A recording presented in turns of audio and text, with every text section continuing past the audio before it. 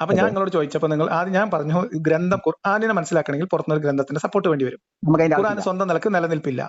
അത് ഖുർആൻ ദൈവികമാണെന്ന് സ്ഥാപിക്കണമെങ്കിൽ മുഹമ്മദ് നബിയെ സ്ഥാപിക്കണം. മുഹമ്മദ് നബിയുടെ മുഹമ്മദ് നബിയുടെ ഹിറാ ഗുഹയിലേക്കുള്ള മുഹമ്മദ് നബിയുടെ ഹിറാ ഗുഹയിലേക്കുള്ള യാത്ര സ്ഥാപിക്കണം.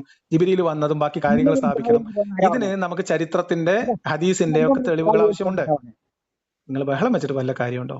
മുഹമ്മദ് നബി ഹിറാ ഗുഹയിൽ പോയെന്ന് ആരാ പറഞ്ഞേ? നിങ്ങൾ പറയും നിങ്ങൾ വിശ്വസിക്കുന്നില്ല. ശരി, അപ്പൊ നിങ്ങൾ എങ്ങനെയാണ് ഖുർആൻ ഉണ്ടായതെന്ന് വിശ്വസിക്കുന്നത്? ഞാന് വിശ്വസിക്കുന്നത് ഖുർആൻ ഈ അന്തരീക്ഷത്തിൽ ഇങ്ങനെ ദൈവിക വെളിപാടായിട്ട് അന്തരീക്ഷത്തിൽ ഇങ്ങനെ ഒഴുകി ഇങ്ങനെ വന്നു ദൈവത്തിന്റെ പ്രവാചകനിലൂടെ. അത് അവസാനം അച്ചടി മെഷീൻ കണ്ടുപിടിച്ചിട്ട് ഒരു ദിവസം ചെന്നപ്പോ പ്രസ്സിലുണ്ട് നല്ല പച്ച ചട്ടയൊക്കെ ഒരു ഖുർആൻ ഇങ്ങനെ പ്രിന്റ് ആയി കിടക്കുന്നത് അല്ലേ? ശരി, എന്നാ നിങ്ങൾ മറ്റേ ആൾക്ക് കൊടുക്കുക. ബദർ ഒന്ന് പറഞ്ഞു തീർക്കട്ടെ, എനിക്ക് വേറെ പണി. എന്താ കഥ? ഇങ്ങനത്തെ ആൾക്കാരോടൊക്കെയാണ് നിങ്ങൾ ദീന് പഠിക്കണമെങ്കിൽ വലിയ രസമായിരിക്കും.